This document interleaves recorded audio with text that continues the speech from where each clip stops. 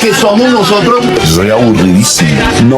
La fuerza guerrillera se consolida cada vez más en los municipios. Saber que el país está en una profunda crisis es una redundancia.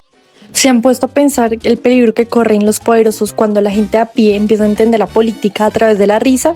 Hola a todos, bienvenidos. Hoy nos pusimos una tarea muy compleja, pero creo que es una de las deudas históricas más grandes que tenemos quienes decidimos estudiar periodismo en este país. Vamos a hablar de un hombre que usó esferos, un micrófono y una silla en volador y que cambió las reglas del juego en la televisión colombiana, Jaime Garzón. Pero ojo, no quiero hacerles una típica biografía aburrida que encuentran en Google, dónde nació, dónde estudió, no. Quiero que hagamos una pregunta seria desde la academia, una pregunta guía para elegir los próximos 10 minutos de este episodio.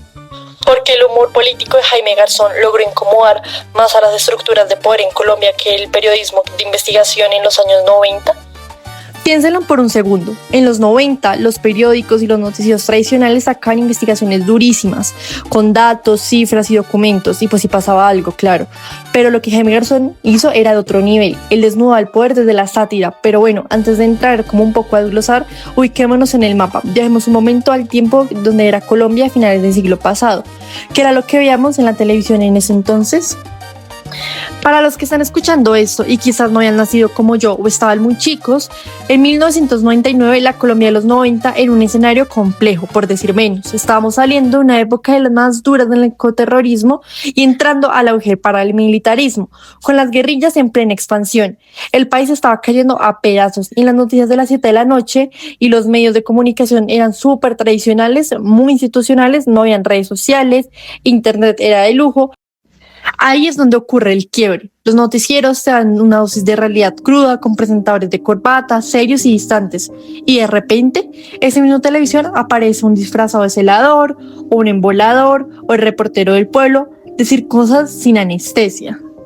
Quiero que hagamos un ejercicio mental. Imagínense a un político encopetado, un candidato presidencial, un ministro sentado en una silla de embolador. Físicamente, el tipo tiene que mirar hacia abajo para responder a Heliberto de la Calle. Simbólicamente, Garzón lo que hacía era brillante. Invertía el poder con una pregunta como: vea, ¿y usted cuánto fue que se robó en tal contrato? ¿Usted qué opina de que digan que usted es un inepto? ¿Y qué hacía el político? Para no quedar como un arrogante ante las cámaras, tenía que sonreír y responder desde el juego del humor. Pero por dentro debía estar sudando frío. En la teoría de la comunicación hay algo fascinante. El humor funciona como un caballo de Troya. El poderoso abre la puerta porque cree que es como un simple chiste, que es mero entretenimiento, que sirve para ganarse el carisma de la gente. Pero a la vez se entra a la muralla, el chiste explota y revela la verdad. El periodismo de investigación tradicional te atacaba de frente, te sacaba un titular, un escándalo de corrupción. ¿Qué hacía el político? Se defendía con abogados y comunicados. Se pone un escudo, pero ante el humor de Jaime Garzón solo hacía lo posible para quedar bien. Pero hacemos un poco más en nuestra pregunta guía. ¿Por qué esto incomoda tanto a las estructuras de poder? No solo porque hiciera pasar el ridículo a muchos políticos, sino que Garzón empezó a cruzar una línea muy delgada entre ser comunicador y hacer reír y convertirse en un actor político real. Él no se quedaba solo en el libreto de televisión. Detrás de cámaras, Jaime era un hombre profundamente educado, conocía el Estado por dentro y había sido alcalde de Sumapaz en los años 90.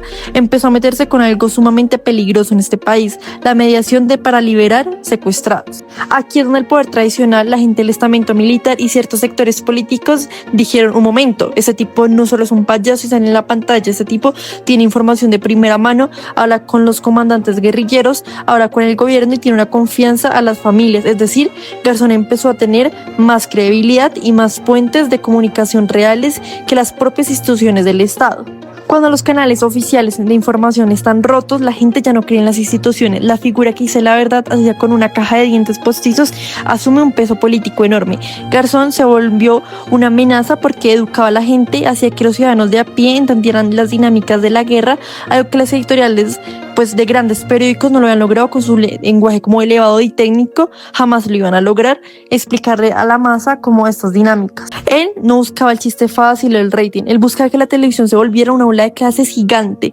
Estaba haciendo una pedagogía política en un país sin educación civil, y eso para las élites es lo más peligroso que puede existir. Bueno, el tiempo corre y se nos va agotando el formato, pero lo que quiero dar como una respuesta a esta pregunta que nos hicimos en un principio: ¿por qué el humor de Garzón dolió e incomodó tanto el periodismo tradicional? Yo creo que la respuesta es el lenguaje. El periodismo tradicional de la época, aunque era valiente, hablaba desde sí mismo, desde el lenguaje del poder. Era un debate entre élites, el director del periódico contra un ministro. En cambio, Garzón tradujo el debate a un lenguaje popular en la calle, que pueden entenderlo un celador, un taxista, la señora del aseo. Él hacía reír y con el humor también llegó a mucho público joven. El periodismo de investigación te daba datos, Garzón te daba la indignación, la herejía hacia a través de una ironía. Además, el periodismo tradicional es plano, es una nota escrita. Lo que Garzón hizo más allá, personificó personajes para llegar a todas las audiencias. Lamentablemente, la respuesta del poder en Colombia del 99 fue la que ya todos conocemos. Su asesinato demostró que este país dolía tanto que prefería pagar la risa. Hoy, viendo en TikTok, en Reels y en formatos digitales, vemos que el formato cambió.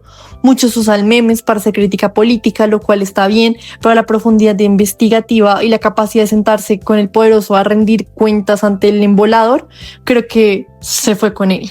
Y sí, yo siento que la información hoy en día, con las redes, con TikTok, por lo menos para mí, creo que muchas personas de mi edad, es mucho más amena. Y en parte fue lo que hizo Jaime, que esa información llegara a entenderla a más personas, y que un día por la mañana me levantara y viera un TikTok resumiendo todas las noticias del día. Eso me iba a poder como entender un poco más del contexto del país.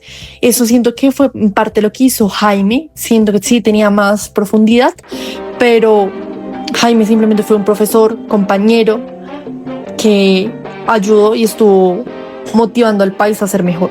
La conclusión que nos queda sobre la mesa es el humor. El humor político de Garzón fue el arma de investigación más letal en los 90. Rompió con la distancia entre la noticia y el ciudadano, obligando al poder a mirarse frente a frente sin filtros. Muchas gracias por escucharme en este proyecto. Nos vemos en la próxima. Están completamente equivocados, porque a los hombres se les puede eliminar, pero a las ideas no. Oye bien,